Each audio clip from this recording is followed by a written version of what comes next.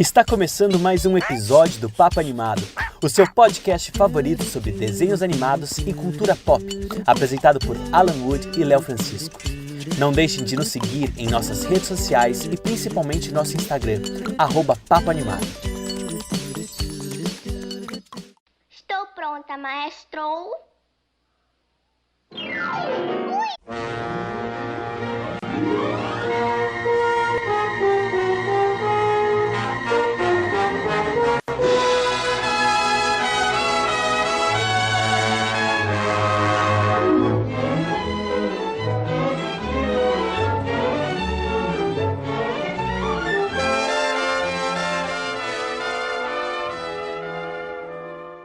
Tá começando mais uma edição do podcast Papo Animado.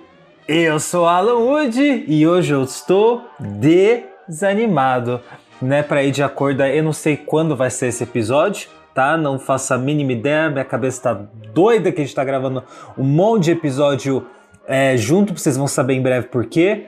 Ou talvez semana que vem, sei lá, quando a gente quiser falar, talvez nunca. Então... Estamos aqui com ele, Léo Francisco. Oi, e amigo. aí, hein? Tudo bom? Hoje você não Não. veio com o violãozinho de novo? Hoje que você tinha que vir com o violãozinho, você não veio? Não vim porque... Menino. Para não repetir a pauta do programa passado, né?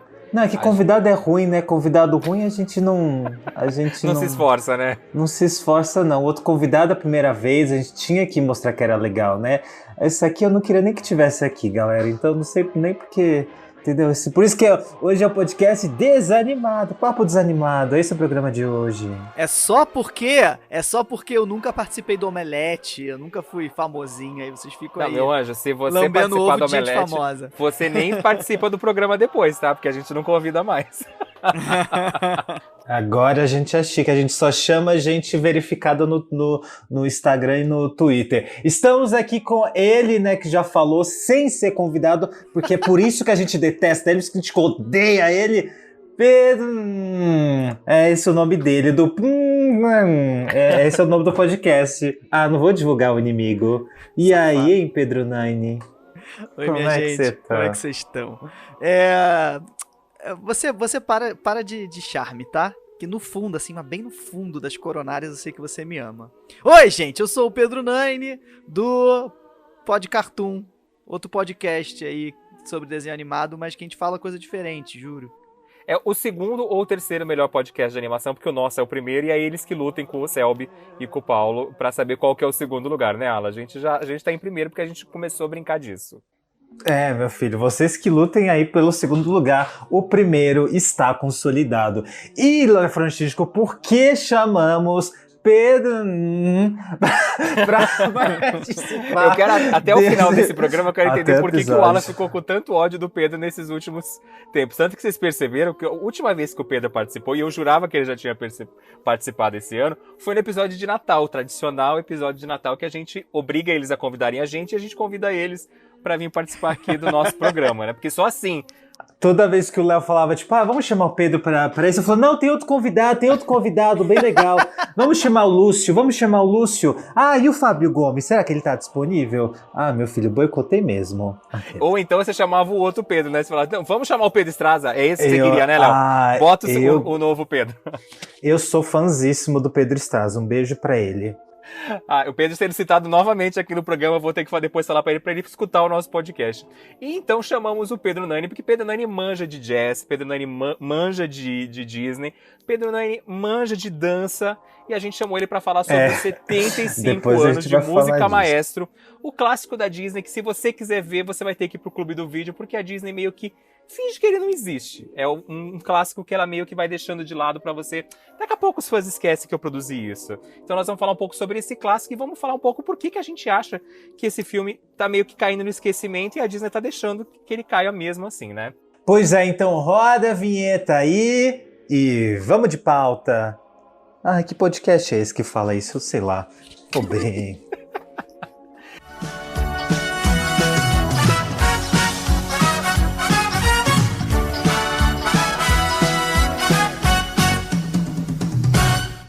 Música Maestro, foi lançado na época de guerra que a gente estava vivendo. Era a Primeira ou Segunda Guerra? Era a Segunda Guerra Mundial, né, gente? A Segunda Guerra. Segunda, e na verdade foi um ano pós o término, né? Porque se ele é de Isso. 46, a Segunda Guerra terminou em 45.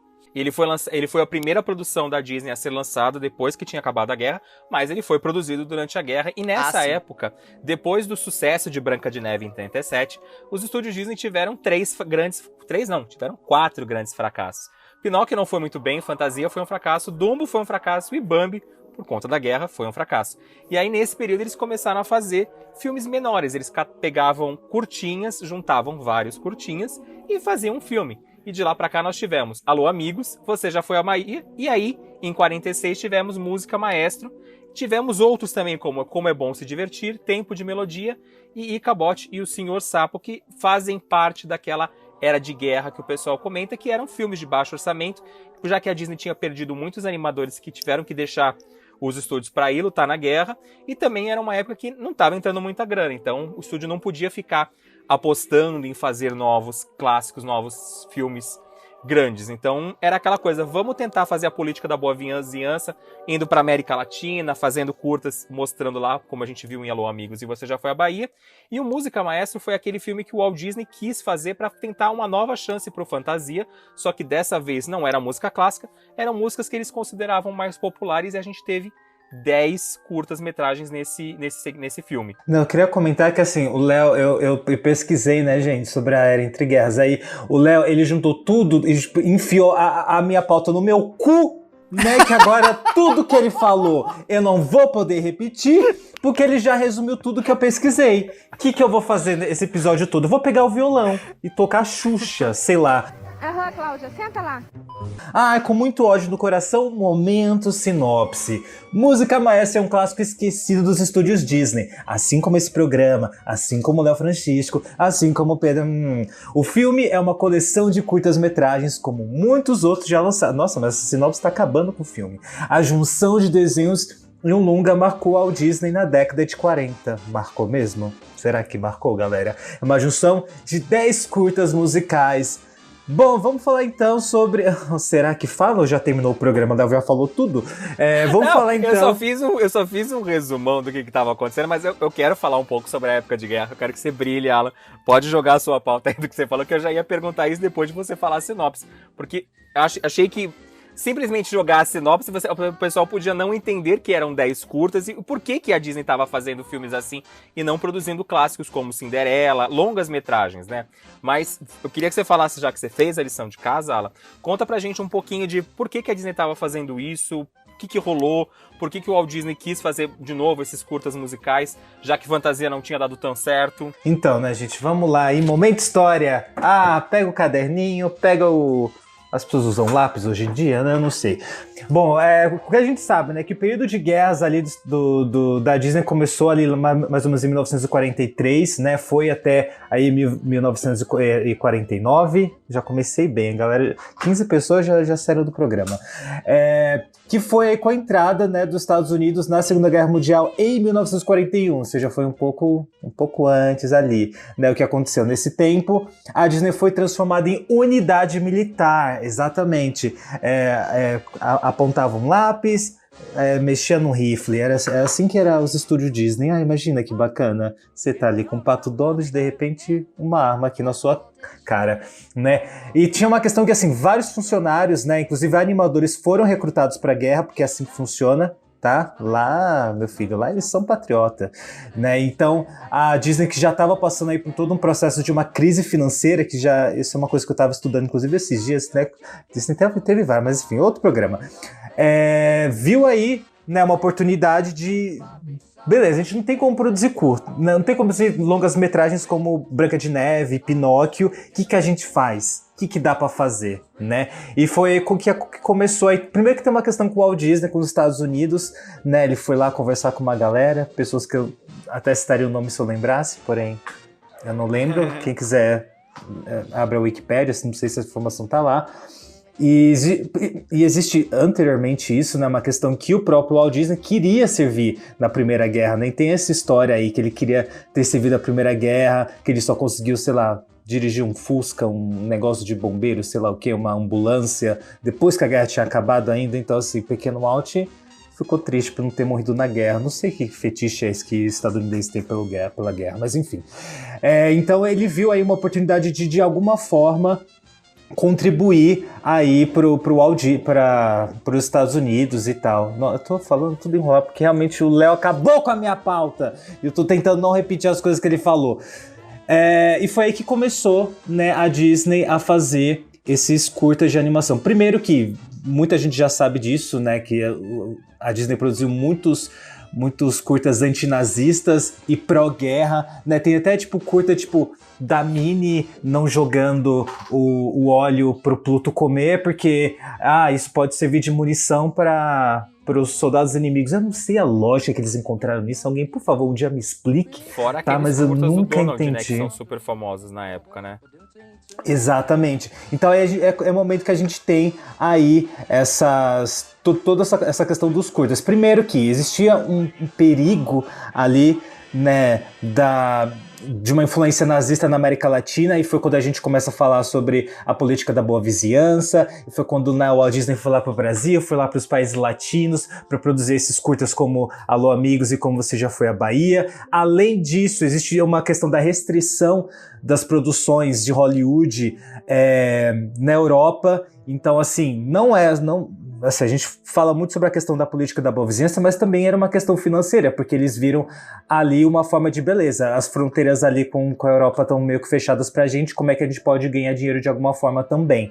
Então, assim, não foi só a questão da política da boa vizinhança, né? E aí é quando a gente tem, nesse momento, esses curtas, porque a gente fala, né, porque a guerra terminou em 1945, se eu não me engano, né?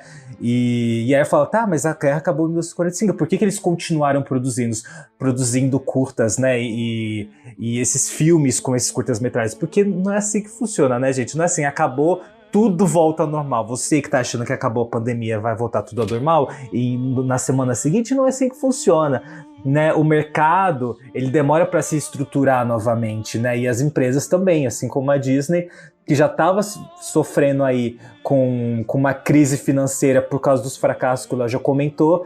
Então eles precisavam de um respiro, né? E primeiro que os curtas eram muito mais fáceis de se produzir, né?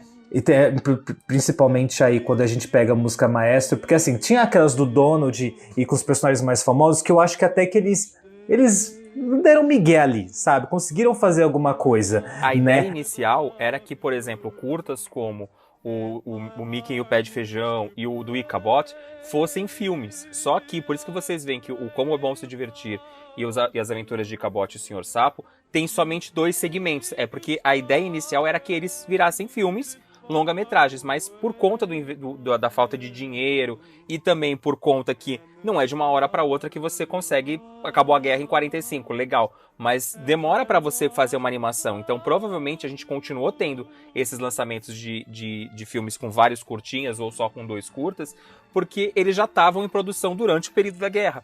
E quando acabou a guerra, o Walt Disney ele decidiu que tinha 3 filmes em produções que ele queria fazer. Além da história do Mickey, o Pé de Feijão e do Ichabod, ele queria muito adaptar Cinderela, Peter Pan e Alice no País das Maravilhas, que a gente comentou num dos episódios anteriores, que o Selby participou, que a gente fala um pouco mais sobre a produção de Alice, que foi um filme que foi feito praticamente assim que a guerra acabou. Então, assim, até esse momento, né, a Disney já estava começando a se preparar para realmente a volta dos clássicos, né, que é coisa que chamam de Era de Prata, né, que começou ali com Cinderela. Mas até ela poder realmente lançar esses filmes e produzir esses filmes, porque, né, levam não só um tempo, mas uma questão de talent, né, de animadores para produzir isso, eles foram produzindo esses curtas. Mas o que eu quero, né, quando a gente chega em Música Maestra, que foi lançada em 1946, a gente tem essa questão que muitas das animações, a gente às vezes quase não parece Disney, né, parece ser feito por qualquer outro estúdio, e aí tem toda essa questão de que a produção precisava ser mais barata, né, e exatamente por isso também que eles lançaram isso como um filme, tipo, a gente precisa ganhar dinheiro de alguma forma, né? Então bora aí, vamos juntar todos esses curtos que a gente fez e bora lá, sabe? Vamos jogar pro cinema e ver o que dá, né? Além de servir muitos desses curtos que não estão em Música Maestro, mas que foram produzidos serviram para motivar pessoas a irem para a guerra, né, a se alistarem, a levantar o patriotismo, né? Então, assim, tem várias questõezinhas, tipo, tem curta sobre pague seus impostos em dia, porque isso vai financiar aí a compra de armas e questão enfim, uma coisa marítima, sei lá, não fui tão fundo aí, tá, galera? E aí é quando a gente chega em Música Maestro que tem esse aspecto, né, eu tava vendo o filme inteiro pensando, isso aqui ele flerta muito com Fantasia, né, que é essa questão de colocar a música em primeiro plano, né, então a música ela é protagonista. Principalmente em alguns segmentos, né, você vê que eu até dei uma notada aqui, a gente vai falando conforme a gente chegar nos curtas, mas realmente tem alguns que não dialogam um com o outro. Foi um compilado que, de certa forma, ele faz sentido para um longa-metragem, mas ele destoa bastante, às vezes, na estética ou até mesmo na própria temática. Claro, todos são musicais, mas ainda assim, realmente foi uma coisa que às vezes soa como se tivesse feito cada um estúdio, como você estava dizendo. E isso me chamou muita atenção. Alguns parecem realmente arrancados do Fantasia, outros até eram para ter se encaixado no Fantasia e não entraram. E outros parecem curtas simples, aqueles que poderiam estar naquela sequência que passava posteriormente na televisão, né? Que são mais bobinhos, entre aspas, né? E também tem aquela coisa que o Walt Disney, mesmo com o fracasso do Fantasia, ele queria muito que a ideia do Fantasia desse certo ao decorrer dos anos. E o Música Maestro, acho que o Pedro pode até falar um pouco melhor sobre isso, ele traz músicas muito mais populares e muito mais... que podem agradar muito mais a imprensa, o público no geral, do que o próprio Fantasia em si, que são músicas mais, vamos dizer assim, entre aspas, difíceis, né? A música clássica, ela já era vista como música erudita. Então, se a gente parar pra pensar, é porque hoje, infelizmente, hoje que eu digo, nas últimas décadas, o jazz ele foi se elitizando e foi um branqueamento da arte muito triste, muito infeliz. Porque, claro, tudo que acaba sendo elite acaba perdendo o seu valor de origem dos negros. Tanto que você vai ver no início... na introdução, nos créditos iniciais, você vê todos os participantes e músicos que estão integrando o Música Maestro. E só tem branco. Não tem nenhum jazzista negro, que na época haviam muitos que estavam bombando. Só que mesmo assim, ainda é uma coisa que estava elitizada. Mas, parando para pensar nisso que você estava falando, o que destoa mesmo do Fantasia é que o jazz era a música popular dos Estados Unidos. Ele era tão popular quanto o rock foi posteriormente, quanto o pop é hoje em dia. Ele era a música pop da época. Então eu acho que foi para realmente atrair o povão, entre aspas, né? O povo que não estava acostumado tanto com a erudição das músicas clássicas. Claro que tem um dos curtas que é de música clássica do final, de ópera, mas a maioria realmente foi pro lado mais popular. Assina embaixo, assina embaixo. Aqueles, eu não tenho o que comentar. Mas eu tive essa mesma impressão sobre como a música era utilizada, né? Tem essa questão de que teve curtas que inclusive foram produzidos pensados pro Fantasia, né? Mas tem essa questão que eu ficava o tempo todo também na cabeça, tipo, esse aqui é tipo Fantasia, só que em versão pop, né? Exatamente porque o jazz ele era a música pop na época e ele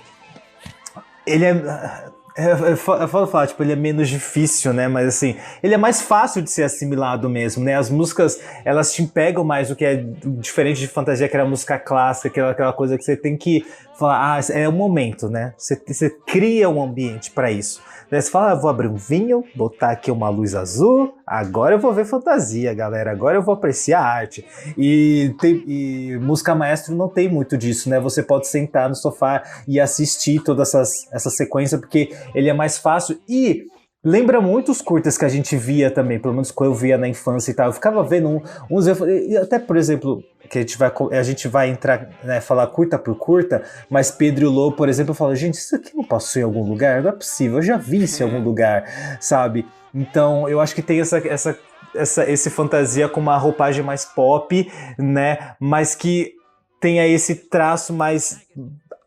gente, desculpa, mas mais pobrinho mesmo, né? Porque Fantasia era esse show não só de música, mas também de visual, né? Visualmente é muito lindo o Fantasia. Você pode não ter saco pra assistir até o final, mas assim, você não tem como negar que visualmente é muito bonito.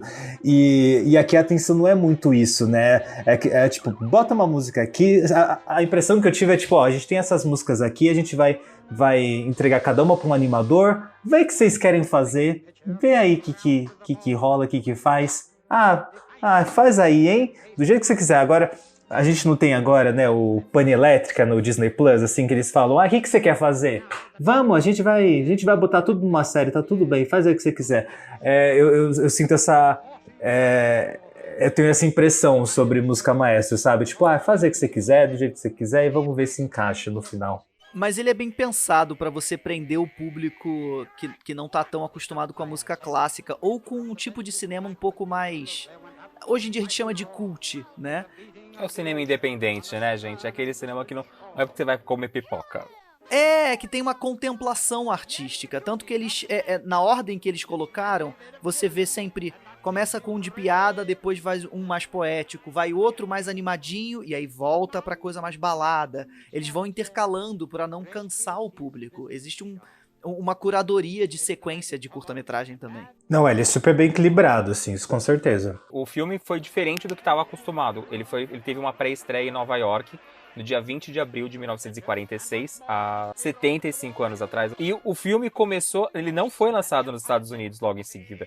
O primeiro lugar onde o filme estreou foi no Brasil. Ele foi lançado no Brasil dia 26 de abril de 46. Depois ele foi lançado na Argentina, no México, e só no dia 15 de agosto de 46 que ele chegou nos Estados Unidos. Ele chegou a participar do Festival de Cannes, em setembro de 46. E nos outros anos, Portugal, ele só foi chegar 2 anos depois. Ele foi chegar em abril de 48. Então a gente vê que o estúdio demorou para lançar o filme e foi lançando pontualmente, acredito, onde já não estava tendo mais a guerra, onde não atrapalharia, né, o final da guerra. Eu acho que também foi uma questão estratégica, né? Primeiro, que eles já tinham esses lançamentos anteriores, né, que foram mais voltados para a América Latina, então eu não sei, é difícil porque é difícil tentar enxergar qual que era o que a galera naquela época, qual era o olhar deles para Disney, né? Eu acho que isso aí é uma outra pesquisa, né? Mas eu entendo talvez como uma estratégia mesmo, talvez os filmes tenham funcionado muito bem na América Latina e aí eles viram ali como uma porta, tipo, vamos estrear aqui primeiro porque a gente já tá aqui com eles mesmo há um tempo? Eles podem dar uma engajada também no filme pra gente poder relançar ele em outros lugares e talvez até uma estratégia ainda da boa vizinhança. Ó, a gente tem aqui essa animação inédita que, ó, vocês vão ser os primeiros, hein? Ó, os primeiros. Olha só como a gente é legal com vocês, sabe? Não duvido nada que foi alguma coisa assim, porque tudo é estratégia ali. Com certeza, com certeza. A gente tem que pensar que o Zé Carioca é uma estratégia política e econômica e marketing. Muito além do que, vamos dar representatividade para um país. Bullshit. Não só ele, como o Panchito, né, que traz a representatividade do México. Exato. O Música Maestro, pra quem nunca assistiu, que eu acredito que muita gente que tá escutando a gente pode nunca ter assistido, ele aqui no Brasil ele foi lançado nos cinemas, como eu falei, em 46. Depois, na década de 80, ele foi lançado em VHS uma única vez, o VHS do filme completo. Depois, durante a década de 90, a gente teve 2 segmentos que ganharam edições especiais naquela coleção mini clássicos da Disney, não sei se vocês lembram. A gente teve o lançamento de Pedro e o Lobo e também de Willy, a Baleia Cantora, que junto vinham outros curtas. Por exemplo, eu lembro muito do VHS da Baleia Cantora, que era um VHS que meu primo tinha, eu não tinha na época, que junto com a história da baleia, a gente tinha a história do touro Ferdinando, que era o touro que gostava de cheirar flores, a versão da Disney, e a história do cordeiro, o leão medroso, que ele era um leão que foi criado junto com algumas ovelhas, e ele se achava ovelha e tinha medo de tudo, né? Não sei se vocês lembram dessas historinhas. Sim, exatamente. Eu conheci o Música Maestro através dessas compilações que você falou. Eu lembro até da capa do VHS, que uma era do Pedro Lobo e a outra, se não me engano, era a própria... Era a própria baleia. O da baleia, né? Isso, eles não estavam juntos. Por isso que eu pensava, inclusive, que era o compilado, quando eu era mais novo, eu pensava que era esse. Que fazia parte, o do leão e o carneiro lá. E qual era o outro? O Ferdinando. O touro... o Ferdinando, exatamente. Pra mim era essa a sequência de curtas, sabe? Eu só fui conhecer que existia quando eu comecei a pesquisar mais sobre Disney por conta do Planeta Disney. O filme do Música Maestro foi lançado nos Estados Unidos em DVD, logo no começo do lançamento dos títulos em DVD, e o DVD chegou com 9 segmentos. O primeiro, A Balada dos Camponeses, ele foi retirado porque tinha apologia a armas. Alan, vamos falar um pouquinho de cada episódio. Você quer falar os títulos? O que você quer falar um pouquinho deles? Então, a gente tem uma mini sinopse para cada um aqui. Então, já vamos começar aqui com o primeiro. Imagina se a gente fala. Então, vamos começar aqui pelo quinto, assim, completamente aleatório. Vamos jogar mais aí, divertido. Joga o dedo, fecha o olho e joga o dedo aí em cima da tela. Um dia a gente vai fazer um programa aqui, cada um vai fumar um negócio, a gente vai abrir o programa e seja o que o universo quiser. A Balada dos Camponeses é o primeiro, e conta a história de um casal que é separado pelo vale entre montes que vive... Nossa, mas quem escreveu esse negócio? Contudo... esse aqui tá falando que o curta ele foi cortado, esse é o negócio que o Dá falou. Existem duas famílias, tá, galera? E aí, é aquela história, é quase um Romeu e Julieta, né? Uma história clássica, duas famílias que se odeiam, aí eles vão atirando pra tudo que é lado, obviamente, todo mundo morre. Spoiler alert. Aqueles que fazem o spoiler depois conta que é um spoiler. E aí só sobram 2 membros de cada família. E eles se apaixonam, obviamente. 2 padrãozinho loirinho, é óbvio, né? Que iam se apaixonar, né? E aí só vendo curta, ou não, né? Porque, como o Léo comentou, esse curta ele foi recortado. Pegaram uma tesoura, meu filho, sem ponta e cortaram ele. Então ele foi retirado aí do DVD e tal, que é o DVD que eu tenho, esse DVD inclusive, nunca assisti. Ele nunca foi lançado no Brasil, vale lembrar que ele só foi lançado nos Estados Unidos. Como eu falei, aqui no Brasil a gente só teve o segmento lançado em VHS, o filme lançado em VHS e os 2 curtas separados lançados na década de 90. Então é bem difícil. Você consegue achar ele no YouTube, para quem quiser assistir de forma não convencional. Você consegue achar ele, eu não sei se tem em português, mas eu acho que tem em inglês os curtas separados. Você consegue ver tudo bonitinho. E também tem ele em versão, se não me engano, em espanhol, para quem não tem um inglês muito bom como eu. E aí, o que vocês acharam desse curta? Vocês já tinham visto ele antes em algum lugar? Qual foi a experiência? Conte pra nós a experiência de ver A Balada dos Camponeses. É engraçado que esse eu não lembrava de ter visto, sabia? Eu fui rever agora. Acho que eu já tinha visto algumas cenas e tal. Assim, algumas curiosidades, né? Em inglês ele se chama The Martins and the Coys, que é o nome das famílias, Martins e Coys. E era um período que a gente não pensava, que a indústria do entretenimento não pensava numa marca única com um nome só. Tanto que a gente traduzia os nomes todos, né? E aí é muito engraçado. É porque hoje em dia, só explicando, hoje em dia o sapo Caco não pode ser mais Caco, ele tem que ser Kermit, porque é um nome só. O Superman não pode mais ser chamado de Super-Homem. Star Wars não pode dizer mais Guerra nas Estrelas e por aí vai.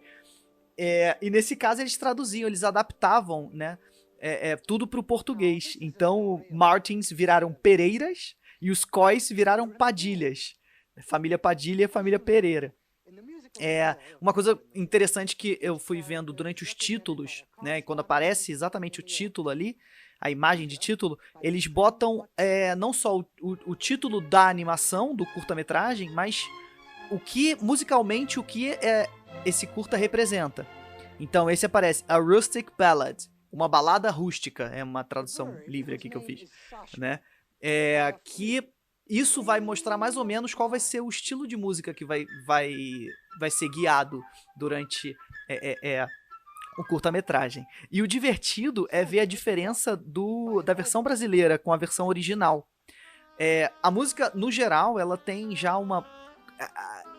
É o estilo que veio um pouco antes do estilo country que a gente conhece hoje em dia. Não é a área que eu domino muito, né? Eu já vi gente chamando de Kansas Swing, Kansas Jazz, alguma coisa assim do tipo, mas é alguma coisa que eu tenho que pesquisar melhor. Mas a introduçãozinha da versão brasileira, eles botaram um samba. Então, como já estava nesse período também de boa vizinhança, não sei o que, já tinha introduzido um pouco a América Latina para o público da Disney, a gente vê uma versão de samba com os personagens meio caipiras e tal. E, obviamente, se a gente parar pra pensar hoje, é um pouco pejorativo, né? Aquele estereótipo da pessoa do interior, caipira e tal. Mas eu gosto, assim, é um curta divertido, mas, obviamente, dá pra entender por que esse... Não sei se os outros, mas esse com certeza não vai entrar no Disney Plus. Se entrar, vai ser com aquele aviso, né, que eles botam antes, né? Exatamente, é isso aí mesmo. Vai ver o nome em algum lugar. Mas eu gostei muito do curta também. Eu achei divertidinho. E é legal que ele abre, assim. Eu acho que é um ótimo curta pra abrir, porque assim, ó, vai ter umas coisas aqui, galera, mas assim, Ai, vamos se divertindo com esse daqui, olha só como essa história é legal e é bacana, de pessoas se matando e gente indo pro céu e... Mas tem um romance, aí tem uma traição, olha só que bacana. Mas assim, a forma como ele foi construído, eu achei... me entreteve e me lembrou de uns curtas que eu via quando era pequeno também, assim, sabe? Primeiro essa questão eu entendo, obviamente, a questão, né, que fazer uma pequena apologia aí à arma, né? Eles usam assim como se fosse... sei lá, como se estivesse comendo banana. Ai, vamos atirar aqui de boa, galera. Vai ser bacana. Então, assim, obviamente isso não é legal, mas pela narrativa... Mas pra mim, o que me pega mais era essa questão da rivalidade entre eles e de achar isso meio engraçadinho, sabe? E principalmente quando eles estão lá no céu, que eles não podem fazer mais, porque assim, já se mataram, né? Vão fazer mais o quê? O que pode ser depois disso? Eles continuam implicando em nuvens separadas, eu acho divertido ver isso, sabe? Visualmente eu acho... legal e tal. E quando aparece aí os últimos dois também das famílias, eu acho legal, assim, como aquilo foi feito.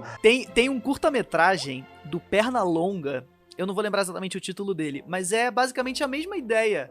Então, assim que começou o curta, eu já vi isso no Pernalonga, lá na Warner. Que era exatamente dois caipirões, assim, barbudos, né, com suas carabinas na mão, um atirando no outro, e eram de famílias rivais. A história era basicamente a mesma. Então, é tudo sempre baseado em contos antigos, canções antigas, que deve ter esse tema. Fora também a inspiração que você falou, de shakespeariana aí, de famílias rivais e tal. E tem essa eu gosto dessa questão das colinas, né, e de como tudo começou assim, meio que sem querer, né, tipo, uma rivalidade, porque mostra meio que o início dessa rivalidade foi ali, né, um bêbado, sei lá, né, entrou no negócio de umas galinhas, e aí como um mal entendido pode acender o fogo entre duas famílias, são tão parecidas, né, galera, porém, amigas e rivais, nesse caso, apenas inimigas e rivais, né. Então, eu acho divertido de ver. Né, novamente falando, provavelmente não vai estar no Disney Plus, mas é compreensível, assim. Só que eu achei que, eu não sei, eu sempre fico com medo de falar as coisas, porque assim, eu falo, mas não sei tão pesado, mas aí vai vir alguém com texto com 2 páginas, entendeu? Com 10 mil argumentos de por que é problemático, e aí eu falo, então tá bom, vocês estão certos, eu vou calar minha boquinha e ficar por aqui. Agora eu entendi. Canção do Lago Sul. Nossa, vamos lá. Então, esse era o que... Era pra ir pra fantasia. Que era pra estar um dos trechos de fantasia, né? E ele soa muito como fantasia, né? Ele... Como eu disse, assim, eles têm sempre um subtítulo que é mais ou menos explicando o gênero musical, ou qual a intenção artística do curta-metragem, que eles chamam de A Tone Poem, que seria um poema sinfônico, que é mais ou menos isso, né? Você usa um pouco de uma sinestesia, talvez. Ele é bem poético, mas ele não tem letra musical, né? Ele é instrumental. Então, acho que a ideia é exatamente ter essa visão de contemplação, como eu tinha dito antes. Você pega um de comédia, que acaba com a energia lá no alto, e aí agora ele dá uma baixada, uma coisinha um pouquinho mais...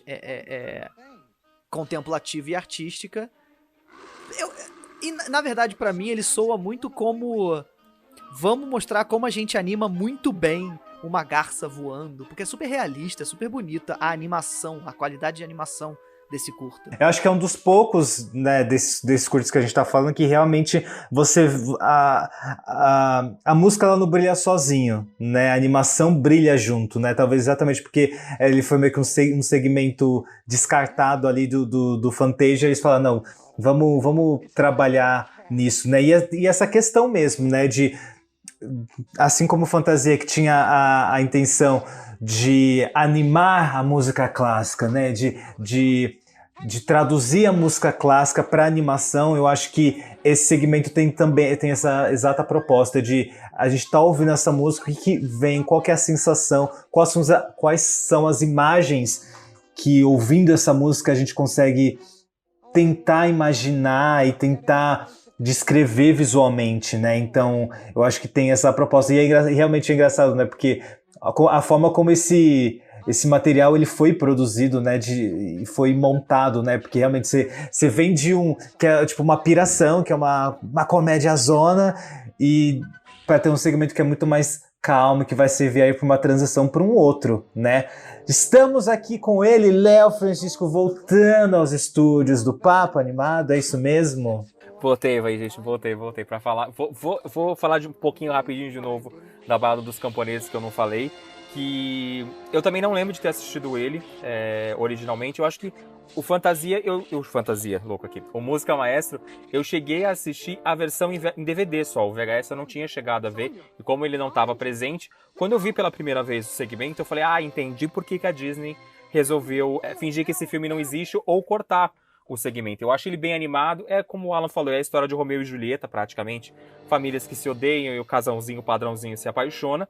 Mas eu acho que ele tá bem animado, a música é bonitinha, mas é aquele segmento esquecível, né? Não é aquele segmento que você pega e fala, nossa, existe uma coisa incrível por trás dele. Já o Canção do Lago Azul, ele é lindo tecnicamente, só que eu acho que ele é um pouco... Eu não sei se... Eu senti que o tempo não passava assistindo ele. Eu não sei se o primeiro e o terceiro curta, que é o próximo que a gente vai falar, o Lápis e Música, eles são mais rápidos. Esse, pra mim, mesmo ele sendo curto, ele pareceu que tinha uns 10, 15 minutos quando eu tava assistindo. Eu não sei se vocês tiveram essa mesma sensação ao assistir ele. Eu não sei, eu acho que quando eu tô com um olhar crítico mesmo, assim, tipo... Eu não tô só como um espectador, eu tava olhando muito, anotando coisas pra gravar aqui com vocês. Gosto quando faz lição de casa. Não, eu acho que eu me forcei a pegar muitos detalhes. Eu gosto de cinema mais paradão, mais contemplativo, gosto mesmo, assim. Mas eu entendo quem acha chato. Quem não tá acostumado... Não, eu não digo que eu achei ele chato. Esse tipo de arte, sabe? Eu acho que pelo período que também é muito a vibe do momento. A gente tá vivendo um período de pandemia, um período que a gente não sai de casa, que a gente não vê as pessoas, um período que a gente já tá cansado. Então, eu não sei até se hoje, eu reassistindo o Fantasia essa semana, vai ser um filme que eu vou conseguir me prender facilmente. Num geral, falando já também até dos outros curtas, eu achei que esse se arrasta muito durante ao contar da história. Eu não senti que eu me diverti assistindo. Teve dois segmentos que eu gostei muito, mas que eram segmentos que eu já tinha lembranças anteriores deles, mas todos os outros me pareceu ser uma coisa mais arrastada, de tipo, tá legal, é bonito, tá bem feito, mas eu não sei, acho que se eu tivesse assistindo deitado na minha cama eu teria dormido.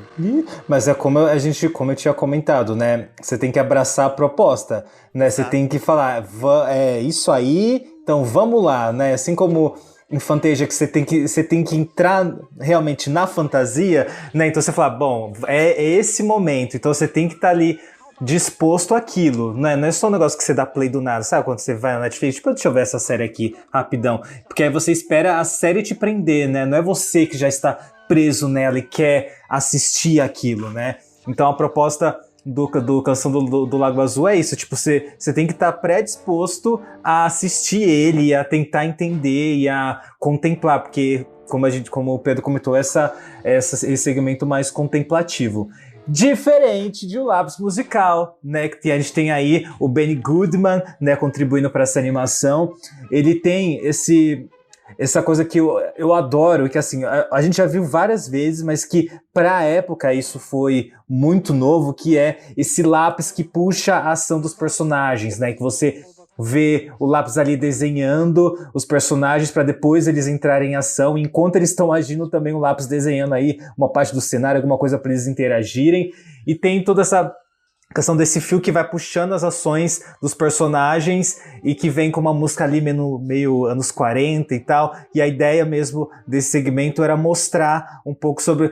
tentar imaginar como é que era a vida da galera jovem, a geração Z dos anos 40, né? Olha só. Então é esse segmento. O que você gosta ou que você não gosta desse segmento, Pedro Nine? É impossível não gostar de alguma coisa desse segmento. A única coisa que eu não gosto desse segmento é minha militância atual, mas aí eu estaria sendo injusto eu pegando uma coisa... 35 anos atrás. Não tem como encaixar na realidade de hoje, sabe? Você só vê brancos ali. Mas tem uma realidade também que você consegue enxergar. Provavelmente aquilo ali é a classe média que tá indo se divertir na década de 40 e tudo mais. Então, o resto tá trabalhando, né? Não tá, Exatamente. Não tá podendo se dar esse luxo. Exatamente. porque são estudantes ali, né? São adolescentes ou universitários e tal. Mas vamos lá, eu vim principalmente pra falar desse curta porque eu sou muito apaixonado, ele é muito importante pra mim. Em inglês, Por ele isso se que te chama... chamamos, Pedro. Em inglês ele se chama All the Cats Join In, que é todos os gatos também vão se divertir, vão brincar, né? Por que esse nome? Cats era o nome que se dava pra quem dançava muito bem esse estilo de música. Era um apelido da galera, sabe? Então, até hoje, quando a gente... Pra quem não sabe, eu também, além de ilustrador, eu sou professor de swing dances, ou danças vernaculares, a gente tem muitos nomes pra isso, mas são basicamente as danças do período do jazz, né? Desde da década de 20 até a década de 40. Se você segue o Pedro no Instagram, gente, você vai ver ele dançando nos stories que ele tem postado ultimamente, né, Pedro? Calma aí, né? Eu tenho uma trilha. Você vai ver o Pedro se preparando pra dançar. Esse dia eu brinquei com ele, eu falei, ele postou 3 stories, eu falei, em que momento você começa a dançar? Qual que é? Você fica mexendo no pé igual um canguru, igual um lemure. E cadê a dança? Canguru era o deles? nome de um grupo de dança também bem famoso e tinha até essa brincadeira de rivalidade Cats and Kangaroos. Mas vamos lá. Filho, eu vim contextualizado. Ah, não brinca comigo, não. Bom, o Alan, você falou do Benny Goodman. Esse cara, ele foi o pré-Beatles, se você parar pra pensar. Ele era muito popular, ele era muito famoso nos Estados Unidos e... Principalmente nos Estados Unidos, mas ele também ganhou uma popularidade muito grande na Europa. E por que eu acho legal, apesar dele ser um branco no meio do jazz, ou um Louis Armstrong, ou Ella Fitzgerald, ou tantos outros cantores da época negros, mas pelo menos ele tem uma importância histórica no jazz muito grande, que me agrada, porque ele foi a primeira banda a misturar negros e brancos, foi a banda do Benny Goodman. Então, pelo menos ele ganha um pouquinho de pontinhos na militância aqui. Mas, assim, Cats, além de ser os dançarinos, você pega que eles são estudantes, e isso leva à metalinguagem que vocês estavam falando também, daquele lápis que vai desenhando, né? São estudantes indo se divertir. Então, botar o lápis desenhando o próprio desenho, talvez até seja uma metáfora para os próprios animadores, que muitos são estudantes, muitos ali frequentaram ou ainda frequentavam durante o processo da animação esses bailes de jazz, né? E aí, assim, vocês vão ver ali um monte de estilo de dança diferente e eu fico boquiaberto, assim, eu sempre mostro para meus colegas da dança esse curta-metragem porque tem muito direitinho alguns movimentos que a gente faz na dança. Tem o Collegiate Shag, que é um dos que mais aparece, que é um dos estilos que eu dou aula, que o Alan tava reclamando que eu tava pulando, dançando sozinho, mas é porque ele é um estilo que se dança em casal. Ah, tá. Então é essa a desculpa, né? Então tá bom. Tava dançando A patroa sozinho, não então, tava, por né? quê? Exatamente, Me poupe. Mas assim, o estilo se chama Collegiate Shag porque era dos estudantes mesmo. Ele era popular entre os estudantes. E, putz, os estudantes de animação também estavam frequentando a universidade. E era o estilo de música que eles estavam dançando também. Além um pouco de Lindy Hop, que também é muito popular. E uma parte que eu acho muito engraçada, que provavelmente muita gente não entende muito, é que é uma piada do momento. O fim do curta-metragem é um carinha de chapéu com uma roupa listrada, e ele tá cantando e dançando Charleston, dos anos 20. E pra eles, aquele cara era cringe, sacou?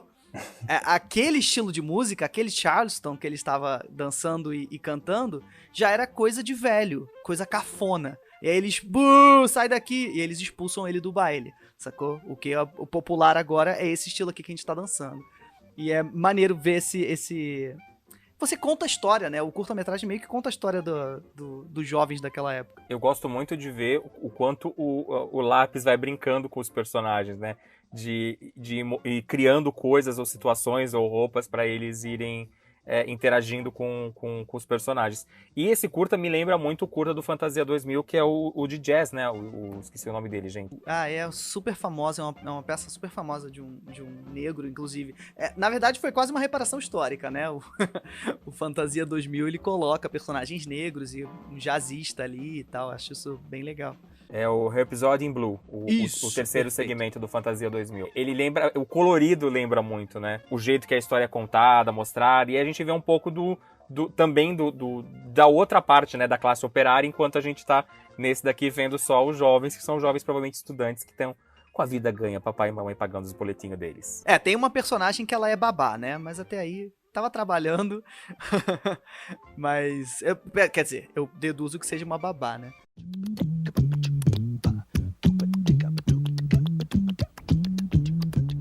Não, só uma coisa, uma curiosidade, eu acho que, eu não tenho certeza, mas eu tentei ver pelo YouTube, eu acho que no original não tinha narração. No original é só a música. Mas pra língua estrangeira, pelo que eu vi, tem também no YouTube tem um trecho desse curta em italiano, e em português também no Brasil, tem um narrador explicando o início, né, contextualizando pro público. Eu acho que foi mais ou menos pra contextualizar uma realidade que não era do público de fora, né?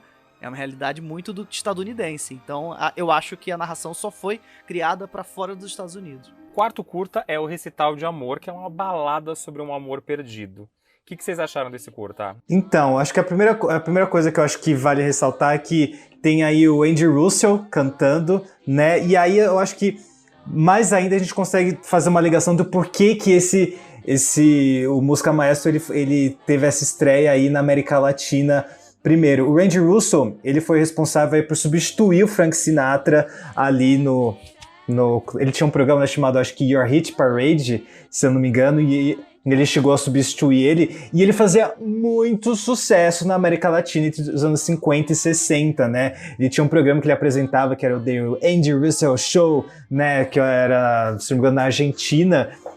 E ficou um bom tempo, acho que quase 10 anos apresentando esse programa. Então, a gente tem um nome grande cantando essa música, né? Que aqui no Brasil, ninguém sabe quem canta essa música. Inclusive, essa música, ela tá em português, não tá? Ou ela tá... Eu acho que, se não me engano, tem um segmento que a música tá em inglês. Ou eu tô doido? Não, esse tá traduzido, sim. Tanto que... Tá traduzido. Eu tive uma sensação de estar escutando Calbi Peixoto, a versão em português, sabe? A tradução... Eu não sei exatamente quem foi o cantor que fez a versão brasileira, mas tem um ar, o estilo musical também, um pouco de bolero, talvez, não sei.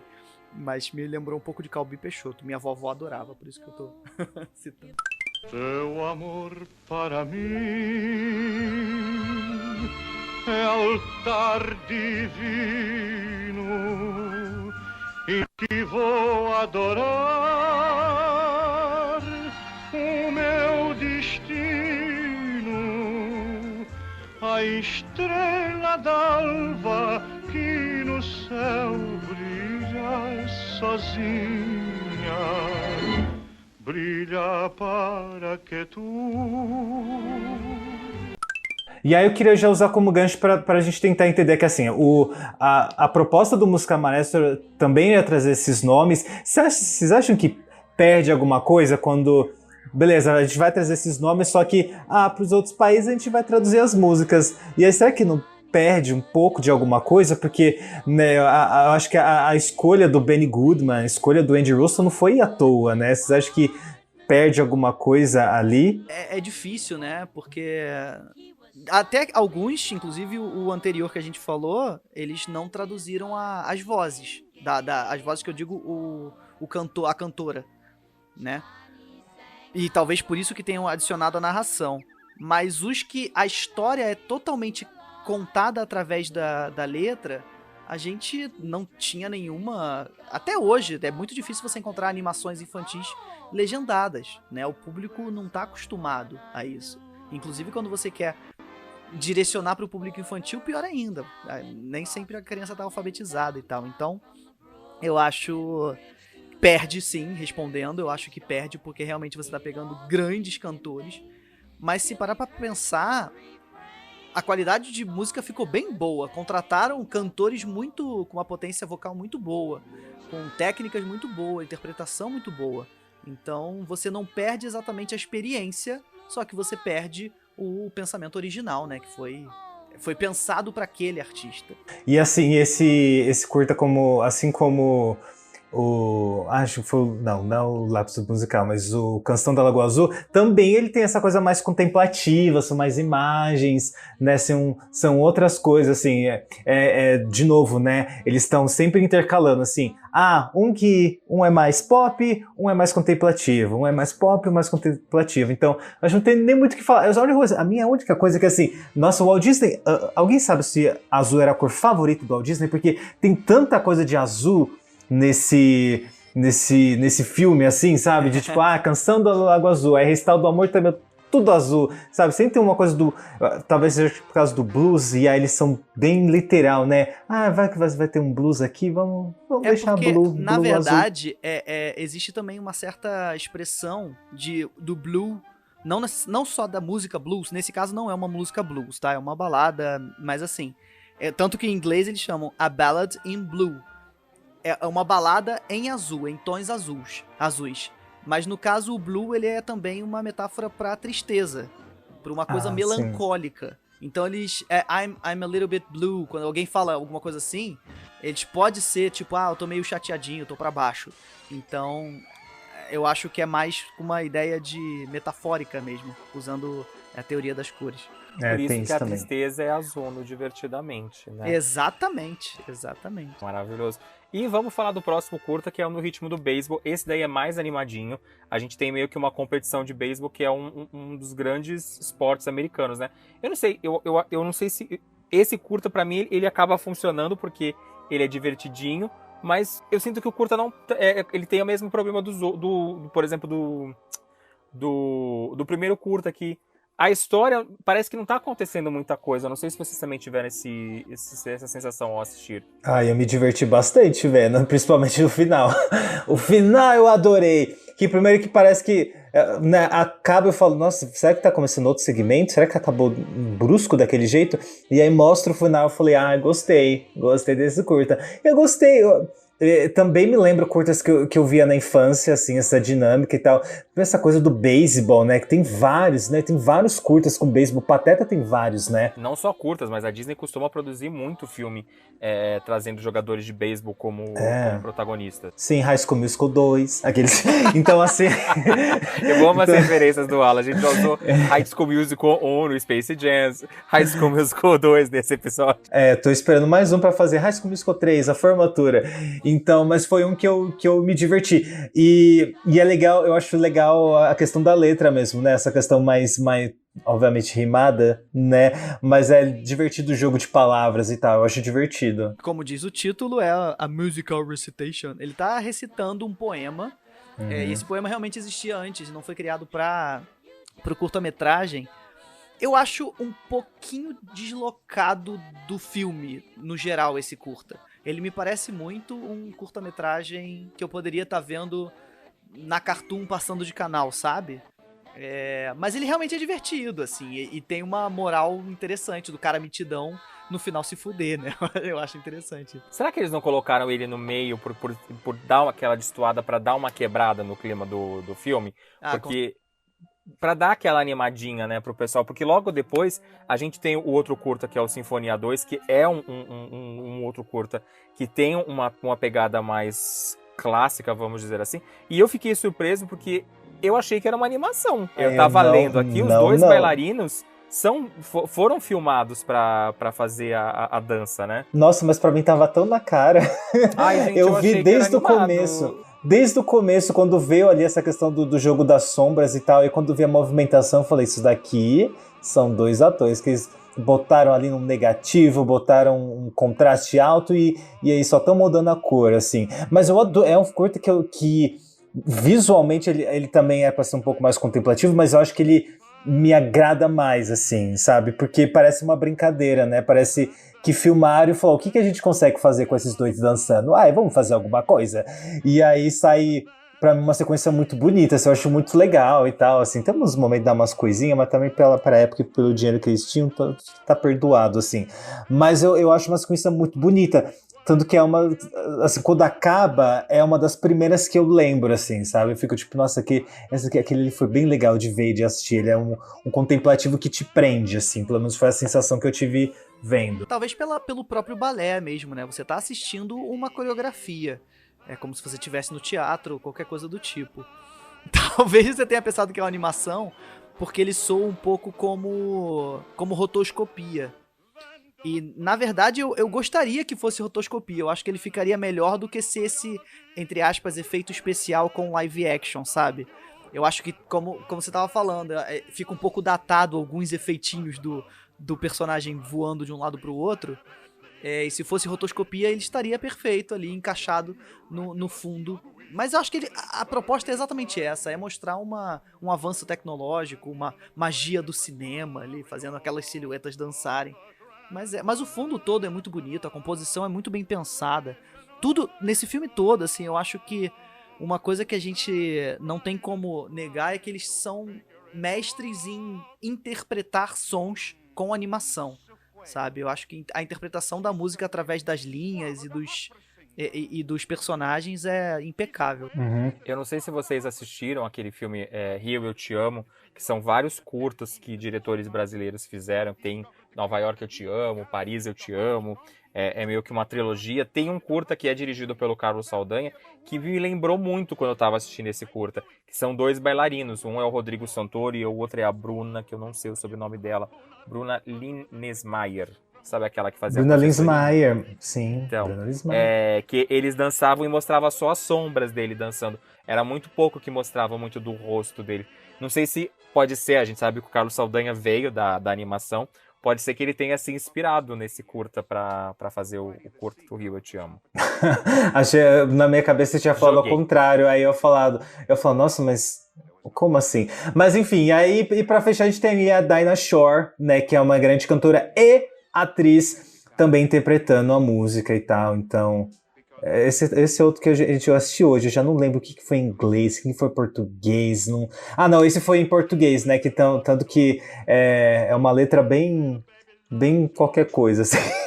Ai, desculpa, sim, é uma letra bem qualquer coisa. Parece que ele falou, faz uma música bonita aí saiu, sabe? Essas coisas, genérico, tipo. Bem genérico. Bem, exatamente. E vamos então para Pedro Naine e o lobo. Quem é o lobo? Quem será o lobo de Pedro Naine? A gente vai descobrir. Que saía escondido do pai, né? Pra poder caçar lobos na floresta. Eu quando comecei a ver, eu lembrava da história do Pedro Lobo, mas eu não lembrava de todo o filme. Eu revendo o filme hoje, me surpreendeu um pouco. Primeiro que me fez entender, eu acho que esse é mais um segmento que deixa claro por que o filme não está disponível no Disney Plus. Porque a gente tem, de novo, arma sendo usada, uma criança brincando com uma arma, a gente sabe que é uma arma de brinquedo, mas você tá meio que incentivando a criança. E eu fiquei um pouco chocado. Óbvio, a gente tem o final feliz da história, não pro lobo, mas para as pessoas. Mas me veio um pouco aquele choque, o ataque do lobo, a patinha lá. E eu achei muito legal o fato dos animais serem ligados com instrumentos musicais para poder contar a história. Eu achei isso muito criativo. Cara, eu acho que esse é o grande valor. É claro que, tecnicamente, a animação é linda, os cenários são lindos. Pra quem curte ilustrações, assim, é um deleite você assistir esse desenho. É bem animado, né? Você vê, todos na Rússia, né? Então, é neve o tempo todo. E você vê a preocupação dos personagens enquanto caminham e se arrastam. A neve tá sempre sendo afundada pelos pés ou fazendo uma trilha com movimento. E isso dá muito trabalho, né? Você tem que animar tanto o personagem quanto a interação dele com o cenário. Isso complica um bocado. Eu acho esteticamente muito foda. Mas realmente, essa parte musical de você representar cada personagem com cada instrumento musical é de um didatismo que poucos filmes têm, sabe? Eu acho que você apresenta para um público, como a gente estava dizendo, assim, é um público que ele está querendo apresentar que não é tão erudito. Então são pessoas, às vezes, que não têm contato com o instrumento musical, né? Que nunca viram aquele instrumento, um oboé, que nunca viram um clarinete, que nunca viram alguma coisa do tipo. Então, você apresentar aquilo eles meio que direcionam como você vai assistir o curta-metragem dali pra frente. Você vai entender cada momento. Se você fechar os olhos durante o curta, você vê o curta de uma vez, depois você vê de novo, você fecha os olhos, você vai saber quem é que tá em cena só pelo som. E isso é muito, muito genial, sabe? Você entende que esses caras, quando vão criar, principalmente de desenho animado, quando vão criar a trilha sonora, ela não é só a trilha sonora, é a trilha sonora e a sonoplastia. Cada personagem tem um instrumento e isso compõe de uma maneira muito foda. Eu acho muito interessante. Eu gosto muito da brincadeira que eles fazem. E, né, tem toda essa introdução, né, como você comentou no começo, de esse personagem vai ser com esse instrumento, sabe? Isso é muito legal de ver, né? E eu também queria comentar que a gente tem aí na versão original o Sterling Holloway, que é um grande ator também, que fez várias coisas pra Disney, né? Isso não, de longe não foi a primeira coisa, ele fez um monte de coisa. Ele fez o Mr. Stonk no Dumbo, ele também fez o Rockfort nos Aristogatas, meus personagens favoritos, o Flower e Bambi, o K do The Jungle. Não, eu tô numa mania de falar as coisas em inglês péssimo, eu detesto as pessoas, estou virando elas. Mas enfim, Mowgli. Eu ia falar isso. Eu tô quietinho aqui, mas... O Menino Lobo, tá bom? Mowgli, o Menino Lobo, né? E inclusive o Pooh do Winnie the Pooh, olha, de novo sendo idiota, o Ursinho Pooh, né? Então, assim... Não, mas o Winnie depois você pode falar porque a gente tem o filme que agora a Disney tá usando esse nome escroto. Ela não chama mais de Ursinho Pooh aqui no Brasil, né? Mas aí eu acho legal essas coisas da questão dos protagonismos nesses curtas, né? São grandes cantores, os grandes atores, né? Ou são grandes instrumentistas, então eu acho isso muito legal. Bora então já vamos se encaminhar pros finalmente aqui, né? A gente tem a Dança dos Instrumentos, né? Que é um curta bem curta, né, como o próprio nome propõe. Temos novamente aí o Benny Goodman, né, com os instrumentos aí com formas humanas ali, meio como é que é? Eles ficam meio humanizados ali. Antropomorfizados. Isso, exatamente. É essa palavra que eu não consegui usar, né? E tem logo depois a gente vai ter um dos meus favoritos, que é o Casal de Chapéus, que me lembrou muito aquele curta do Aviãozinho de Papel, assim, sabe? Não esteticamente, mas a questão da narrativa, sabe? Me lembrou... Me deu uma lembradinha, assim, talvez seja pelo sentimento que, ele é muito fofinho, né, que são dois chapéus que se apaixonam, porém um é comprado, e aí o outro fica desesperado, como hoje em dia seria como um grande macho escroto stalker, querendo ver a menina em qualquer lugar. Eu, se fosse ela, teria fugido, né, mas enfim, ali vira uma grande história de amor. A gente vê hoje em dia e fala, creepy, alguém liga pra polícia, alguém mata esse chapéu. Será que isso assim também foi um dos motivos do curta do filme não estar sendo exibido em lugar nenhum? Ele fica stalkeando a menina, e no final, tadinho, os dois acabam juntos como chapéu de cavalo. Pra ver, esse amor, hein? Fede a bosta de cavalo. O que eu tô falando, galera? Mas aí, vocês querem comentar esses dois curtas? Com absoluta certeza. Ó, o oitavo curta, antes desse do chapéu, que é uma gracinha, eu também gosto dele, é o After You've Gone, o nome em inglês. Mas não é à toa que esse é uma das músicas de jazz mais famosas do mundo. After You've Gone. Se você procurar por isso aí no YouTube, você vai encontrar basicamente todos os grandes jazzistas, cantores e cantoras e intérpretes já fizeram uma versão até hoje. Lançam versões novas de After You've Gone. Diferente do outro curta do Benny Goodman, o outro foi Benny Goodman and Orchestra, que era a orquestra completa. E aqui ele tem, é como se fossem carreiras diferentes, né? Uma versão pocket, que é o Benny Goodman Quartet, que é o quarteto do Benny Goodman, que aí vai ter o clarinete, que vai ser o protagonista, já que o Benny Goodman é clarinetista, o piano, o contrabaixo e a bateria. E é basicamente uma aula de musicalidade do jazz, assim. Eu já usei esse curta-metragem para alunos também, para mostrar para você distinguir quando que cada instrumento tá tocando, sabe? E aí você tem a imagem para te ajudar. Então, eu acho que o Pedro e o Lobo, ele vindo antes, ele meio que preparou didaticamente pro espectador já entender qual é desses instrumentos, desses personagens instrumentos, né? E é basicamente isso, é a interpretação do som em forma de personagens de instrumento. E o nono, que é dos chapéus, é o Johnny Fedora e Alice Bluebonnet. Uma curiosidade é que são nomes de chapéus mesmo, sabe? Não Johnny, mas Fedora é aquele chapéu que aparece ali, que é super popular dos anos 40. Até hoje o pessoal tem e usa Fedora. E Bluebonnet, ele já é um pouco mais datado, não se usa mais hoje em dia, mas é aquele chapéuzinho bem feminininho e tal que se usa. E é muito bonitinho, eu acho que eles conseguem antropomorfizar muito bem os chapéus.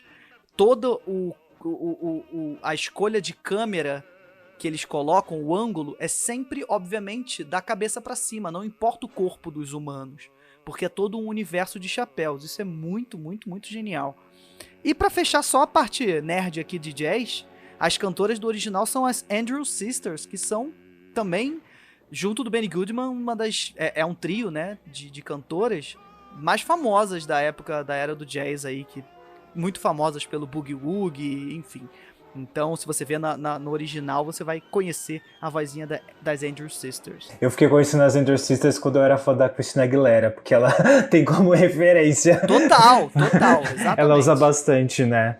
Candyman, a música Candyman é inspirada em Andrews Sisters. Eu acho os chapeuzinhos muito fofos, mas quero falar agora do meu favorito do curta, que eu acho que fecha super bem. Eu tava vendo um dia desses o vídeo que o Heitor, que nós convidamos para vir falar de Ursinho Puff aqui no nosso podcast, ele fez um vídeo falando sobre a época de guerra da Disney, tá bem legal lá no canal do YouTube dele, e ele fala que, tipo, ele cita que ele acha o Música Maestra um filme bonito, mas muito cansativo para você chegar até o final, mas que vale a pena chegar no final, porque a gente tem a história da baleia cantora de ópera, né, a baleia na ópera, que eles citam aqui, que é o da Willy, a baleia cantora, que foi, acho que, a minha primeira apresentação pro Música Maestro foi com esse curta, assistindo ele no VHS, e era um curta que eu gostava muito de assistir quando criança.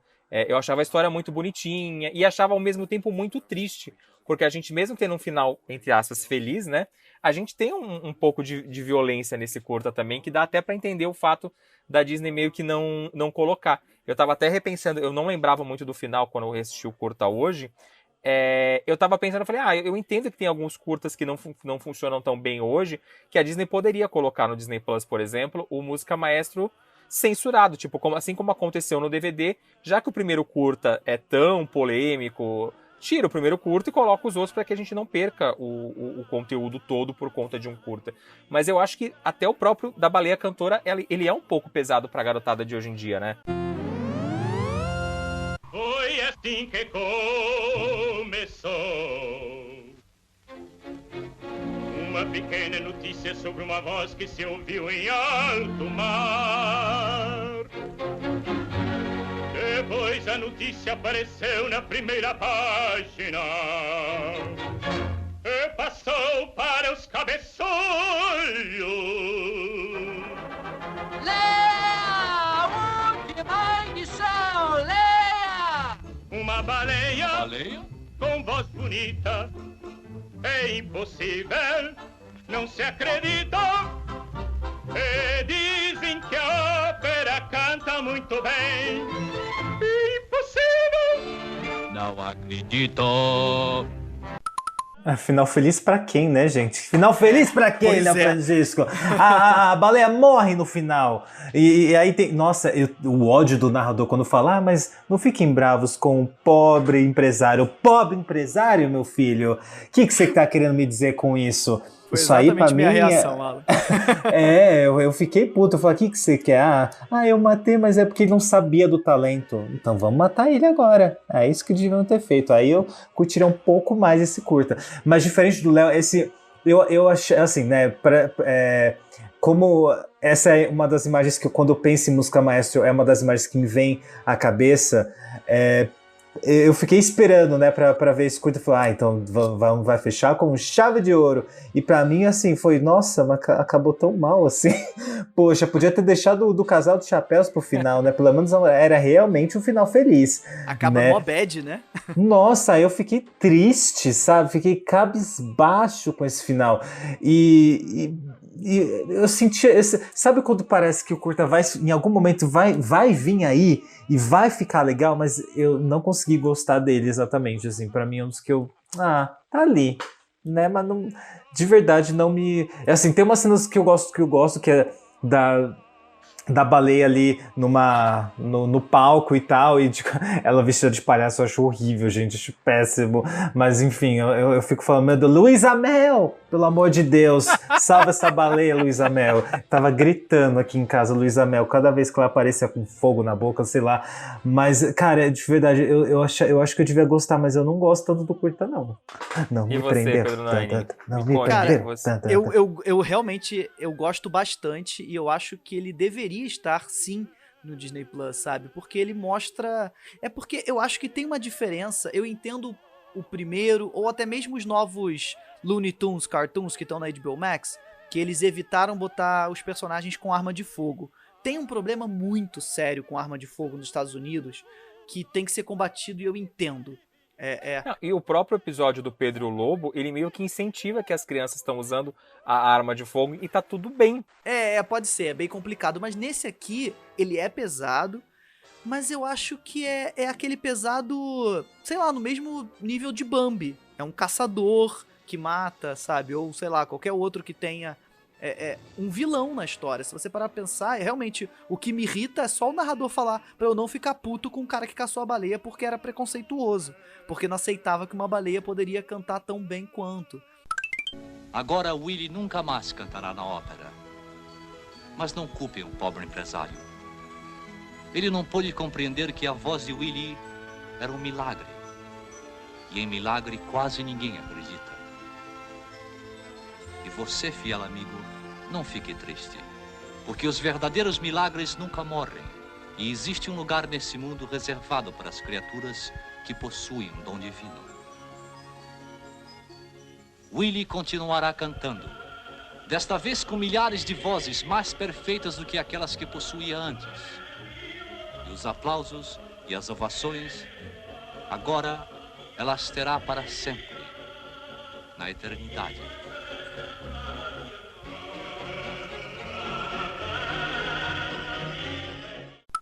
E é fake news que fez ele matar a baleia. Ele achava que tinha engolido 3 cantores, né? Mas eu acho esteticamente Foi muito aí que interessante. surgiu a fake news, gente. Pois é. Mas é muito legal você ver a baleia. Eu concordo que é bem bizarro ela vestida de vários personagens clássicos da ópera, né? Mas eu acho que a ideia de proporção é o que torna genial as cenas de apresentação. E o que torna triste, porque aquilo tudo foi meio que onírico, né? Era o sonho dela se apresentando. Era como aqueles caras estavam assistindo ela, os marinheiros, né? Antes dela Ela ser tinha morta. a plateia, né? Exato, a plateia dela era exatamente os marinheiros e as gaivotas e as focas e os amiguinhos dela, né? Mas, cara, eu acho a estética da baleia tão genial e tão fofa, diferente da própria Disney que fez a baleia monstro no Pinóquio, que é bizarra. A monstra né? é maravilhosa. Então, mas aí você vê o quanto que eles conseguem fazer uma baleia lá no Pinóquio, que se tornar um grande vilão da história, que você fica com ódio dela no final, e ao mesmo tempo você vê eles construindo uma baleia que você se apega à personagem. Você entende o sonho dela e você compra o sonho dela. Sim, total. Não, eu acho muito foda mesmo. Eu acho a personagem muito foda, eu acho o vilão muito foda, e eu tiraria, repito, eu tiraria aquela narração final, porque ele é vilão sim.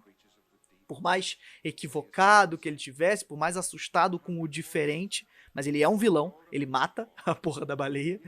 Mas uma coisa que é interessante, inclusive eles fazem questão de botar durante o título, é que o Nelson Ned, que é o cantor, eles botam lá, Nelson Ned fez todas as vozes desse curta. Então, era um cantor que tinha um alcance vocal fenomenal. Ele era um virtuoso da voz, tanto que eles brincam como se a baleia tivesse todos os tons na própria garganta, né? Tem o barítono, o tenor e o baixo, sabe? Eu acho isso muito genial, porque, mais uma vez, o que eu gosto desse longa-metragem no geral é que ele é uma grande aula de música, sabe? E fechando com a ópera.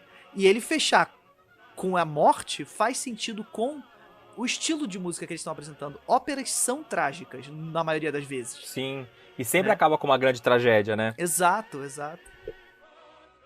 Nossa, a galera vê 3 horas pra ver gente morrendo. Puta que pariu, hein, galera? E pagam Meu anjo, caro a ainda. gente, e a gente vê várias vezes, Fantasma da Ópera é um sucesso há anos e tá aí pra provar isso. Mas eu bem quero isso. saber de vocês. Eu já falei que o meu curta favorito da coletânea do Música Maestro é o da Baleia Cantora. O seu também é, Pedro? Ai, difícil, muito Tem que difícil. escolher um só. A gente aqui não faz pergunta fácil. Tá, olha, eu vou escolher 2, mas eu explico. O meu favorito Não, meu anjo, é um. É porque eu tenho um da infância. Vai, o Pedro e o Lobo, por eu me chamar Pedro, eu acho que meus pais botavam eu pra ver aquela porra direto no VHS. Então eu gostava muito do Pedro e o Lobo. Mas hoje eu acho que eu fico com o All the Cats Join In por causa da representatividade do jazz ali, da dança. É tudo que eu amo junto, sabe? A animação é jazz, é animação no sentido de ser alegre ali, é uma coisa que eu gosto muito. Aquilo ali representa muito do meu grupo de amigos de dançarinos. A gente vai pro rolê. Eu, no caso, nem bebo álcool, então meu rolê é exatamente daquele jeito, com milkshake, suco e muita zoação. Então aquele me representa muito, então eu me identifico e fica sendo meu favorito. Pedro é um adolescente Disney que brinda com suco, que vai no Gigabyte, né, Alan? E o seu, Alan? Meu Deus E do o seu, céu. Alan? Qual que é o seu curta favorito do segmento? Eu fiquei entre o Pedro e o Lobo e o Casal de Chapéus, mas eu vou de o Casal de Chapéus, porque eu gosto da música, e eu gosto realmente muito da música, eu acho muito legal, assim, apesar de achar um pouco problemático um homem stalkear uma mulher, eu gosto da...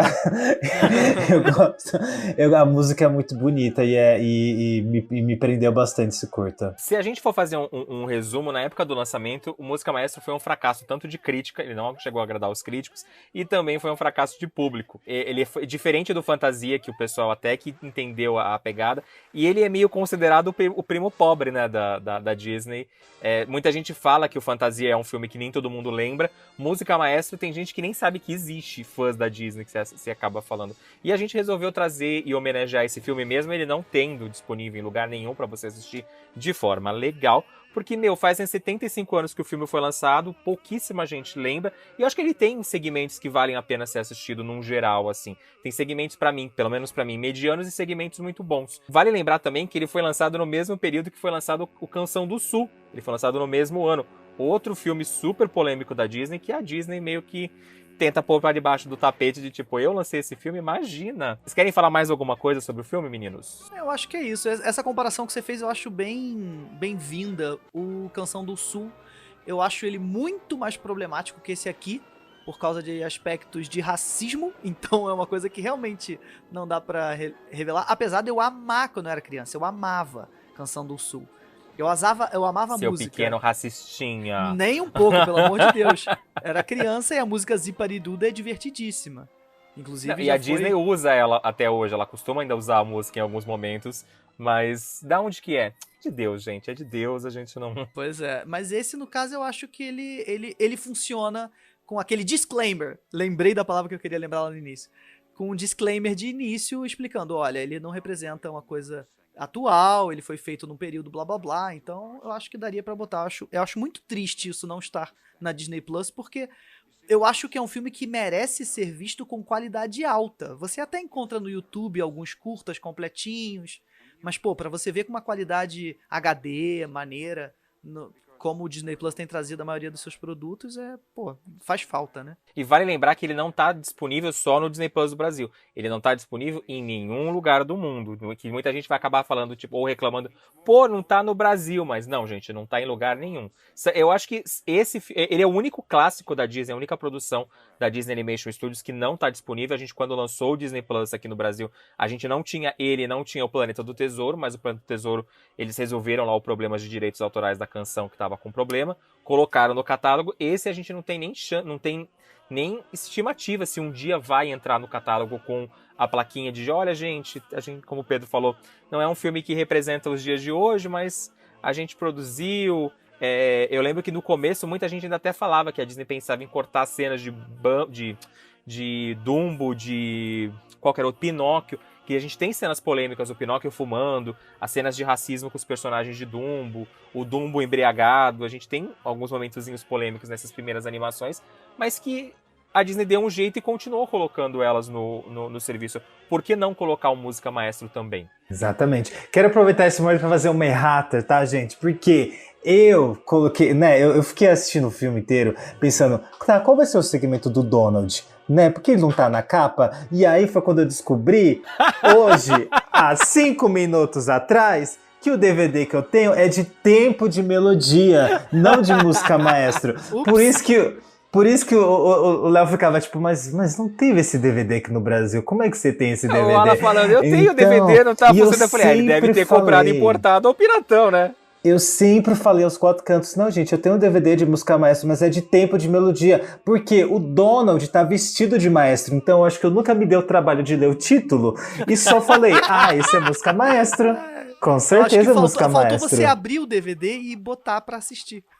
Também, ele só comprou como fã de Donald, né? Ele é fã de Donald, ele falou, vamos prestigiar os filmes que Donald está na capa. Comprou. Então, e aí eu ia saber que era super raro, eu comprei. Só que assim, sabe quando eu comprei, botei na minha coleção e coloquei na minha cabeça? Comprei o música maestro.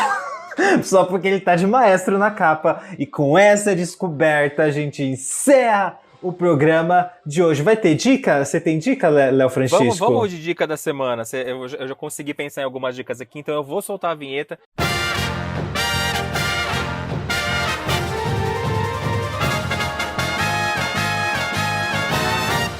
Vamos então, Léo Francisco, qual é a sua dica animada da semana? É a dica do que eu comecei a assistir e a outra do que eu vou assistir nesse final de semana. Então eu estou acreditando no potencial dessas séries. Eu comecei a assistir na HBO Max, hoje sou eu que vou ser a cadelinha da HBO Max. Eu comecei a assistir Superman e Lois, que já tem acho que uns 12 ou 13 episódios disponíveis. Eu sou super fã de Superman, desde pequenininho. Virei provavelmente jornalista por causa de Lois Lane, na série Lois e Clark, As Novas Aventuras de Superman. Provavelmente uma parte da culpa é dela, a outra é de Tintin. Porque a gente vai achando que vai trabalhar naquela redação maravilhosa e a realidade não é tão boa assim. E a série mostra um Superman, não sei se vocês hoje já começaram a assistir. A série ela começa fazendo aquele básico resumão do Clark chegando em Smallville, sendo adotado pelos pais, pai dele morre. Então, ele resume Smallville em 5 minutos. E aí a gente tem o Superman casando com a Lois, tendo 2 filhos gêmeos. E a gente pula para os filhos dele com 14 anos de idade, onde logo no primeiro episódio os filhos descobrem que o pai é o Superman. E aí ele começa a descobrir que um dos 2 filhos tem superpoderes iguais os dele. Então, eu assisti o primeiro episódio, comecei a ver o segundo, eu tô gostando do jeito que a série é contada e tô achando muito legal a gente ver o que acontece depois do que a gente já tá tão acostumado. Porque no Smallville a gente conhece a adolescência do Clark, no Lois e Clark, As Novas Aventuras, a gente conhece o cotidiano dele conhecendo a Lois, se apaixonando pela Lois e termina com ele casando, e agora a Warner vai me mostrar o que acontece depois do casamento. Que é a parte que nós vamos ver as brigas de família, sogro enchendo o saco. E minha outra dica, depois eu conto pra vocês aqui se eu assisti tudo e gostei, provavelmente vou assistir. Minha outra dica, que eu ainda não assisti, mas minha outra dica é Pane Elétrica, a segunda temporada que entrou no Disney Plus. Tem mais 5 episódios. Eu não assisti, mas estou louco pra assistir. Depois eu venho aqui e comento mais pra vocês, mas eu acho que todo mundo deveria assistir. E você, Alan, tem dica pra hoje? Tenho, depois de Pedro Nine. Vai, é com você, cara. Qual a sua dica da semana? Dica animada? Cara, eu vou dar uma dica animada que já tá há um tempinho na Netflix, mas como a gente falou de um compilado de curtas-metragens, tem um compilado que se chama Heróis Modestos lá na Netflix, que são 3 curta-metragens japoneses e, cara, são bem divertidos, assim. É uma equipe, é uma galera que saiu do Estúdio Ghibli pra montar seu próprio estúdio. Então, alguns curtas dos 3 ali, principalmente o primeiro, ele tem uma estética que lembra um pouco o Estúdio Ghibli e até uma narrativa também.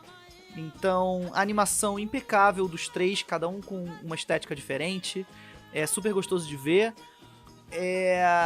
O meu favorito é o terceiro, que ele é super... Ele é um pouco mais maduro, mais adulto, é sobre um cara invisível, que é metafórico, né? Um homem invisível que não vê... Não se vê, as pessoas não enxergam ele. Essa é a metáfora do cara e é uma realidade de depressão lá do povo japonês muito grande. E o final é muito bonito. Eu dei uma chorada pesada. E os outros 2 curtas também são super interessantes, com temas totalmente diferentes. E é um estúdio que vale a pena ir acompanhando. Então procura lá, Heróis Modestos, lá na Netflix. Quanto à Netflix, você não cancela a Netflix porque ficou muito caro.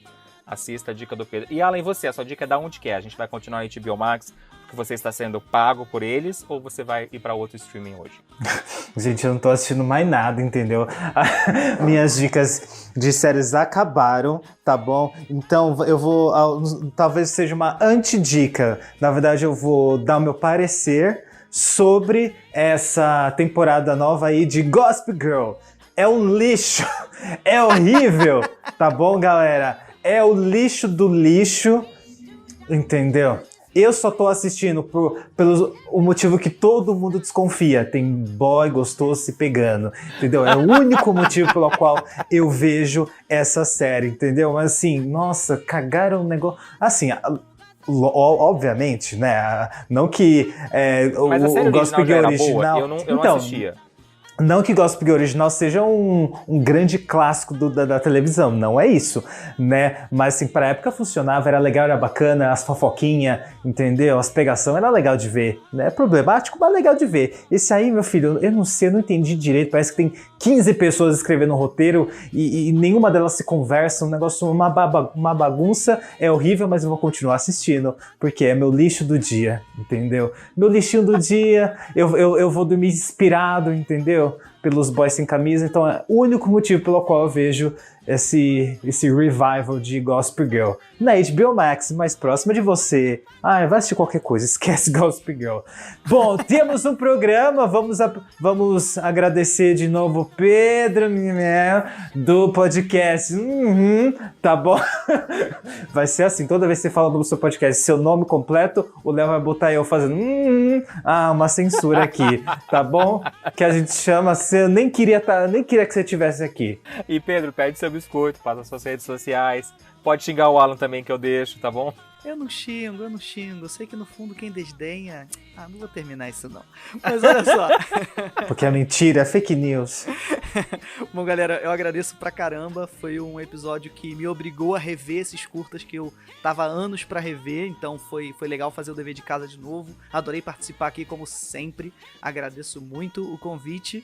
E bom, vocês me acham principalmente no Instagram, tá, galera? É onde eu mais tenho usado, então... Tem dançado, né? O meu podcast pessoal é Pedro Naine Illustration. Seu podcast é Pedro Naine, pessoal? Esse é o meu pessoal. E o meu... Eu falei podcast? Podcast? Falou, longe.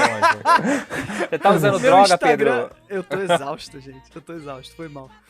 Daqui a pouco eu vou gravar o meu podcast, que é @podcartoon. Você acha, também botando Podcartoon tudo junto, você acha no seu agregador favorito de podcast. A gente fala sobre animação, só que a gente não tem um foco exatamente. A gente fala sobre tudo, a gente fala sobre anime, a gente fala sobre animação adulta, a gente faz besteira, a gente faz joguinhos. Então é bem abrangente, sempre pegando um pouco do mundo da animação, com uma pegadinha progressista, sempre problematizando algumas paradenhas. E eu quero fazer uma propaganda, gente, se vocês me permitem, porque como a gente falou muito... Mais ainda? É rápido, porque é uma pessoa que eu preciso fazer uma propaganda, porque é minha namorada.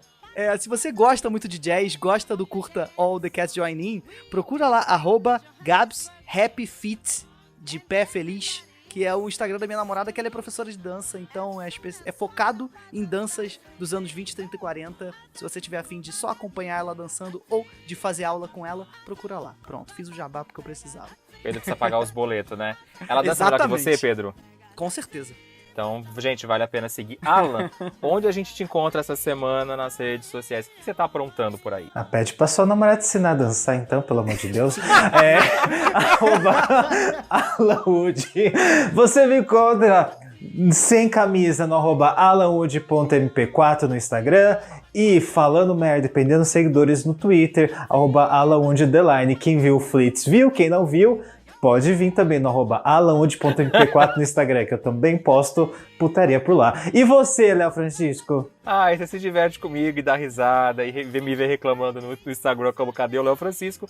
E no Twitter eu sou só Léo Francisco. E você que ainda não segue, escuta a gente aqui, não segue a gente lá no nosso Instagram, corre lá pra seguir a gente no @papoanimado no Instagram. A gente não tem Twitter do podcast, mas você pode seguir eu e o Alan, que a gente fala besteira, anuncia as coisas por lá. Alan, qual que é o episódio da semana que vem, você sabe? Puta merda, sempre, todo episódio virou palhaçada. Todo episódio Alan tenta adivinhar qual que é o tema do próximo episódio. Mas como eu sou muito esperto, a gente você abriu não a aba sabe. da nossa pauta, né? A gente não sabe. Provavelmente, teremos aqui de novo Pode Me Mamar, só que sem Pedro... tá bom? Finalmente a gente vai ter um grande episódio de elencando todos os defeitos de Pedro Nani com PodCartoon, entendeu? Vai ser esse o tema do nosso próximo episódio. Um beijo, um abraço, um aperto de mão. Até o próximo episódio. Até a música maestro. Não é esse episódio, tá? Só pra te avisar. Claro que é. Claro que é. Não, o próximo que a gente vai gravar os melhores são os vilões. melhores vilões da Pixar. Não, mas a gente não sabe qual vai ser, se ele vai... Não, mas nós vamos gravar os dois na mesma entrar. semana. Mas eu pensei em seguir a ordem. Vamos ver, né? Vamos ver como é que... Então pode ser Você quer que eu grave de novo? Oi, não, eu vou deixar isso. Pode ser ou esse que o Alan falou, ou a gente vai falar sobre os melhores vilões da Pixar. A gente ainda vai gravar os dois e vai decidir qual será o próximo. Ou então, vocês podem escolher, né, Alan? Vamos jogar pro público escolher qual que é o próximo que eles querem ouvir? Vamos. Nossa, fechou. Nossa, engajou a audiência agora, hein? Arrasou. Vai. A gente vai estar já... Como os dois programas nós gravaremos na semana que vem juntos, vamos aproveitar e você que está escutando a gente aqui hoje vai decidir qual que é o tema do próximo episódio que vocês querem. Relaxa, os dois vão ser feitos. Mas qual que você quer escutar primeiro? Os melhores vilões da Pixar ou qualquer outro, Alan? Animes disponíveis na Netflix. Esse é o tema do episódio. Mas a gente tá usando de conseguir desculpa. uma publi pra conseguir não precisar pagar Netflix porque tá caro. Então Exatamente. a gente tá divulgando. Boa ideia. A gente tá tentando engajar a Netflix. Agora sim, um beijo, um abraço, um aperto de mão. Até o próximo episódio. Música, maestro. Eu quase falei, Pablo, qual é a música? Pedro, pode se despedir, tá? Valeu, gente. Por falar em Pablo, o nosso último podcast foi exatamente qual é a música. Então a referência fica uma propaganda pra mim. Obrigado, Alan! Mais um jabá, gente. A gente se vê na semana que vem com o episódio que vocês vão escolher. No Beijo! final, você decide.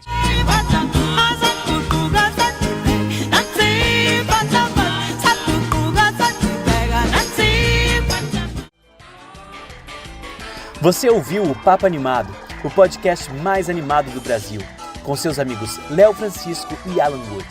Voltamos em breve com mais novidades. Edição Léo Francisco.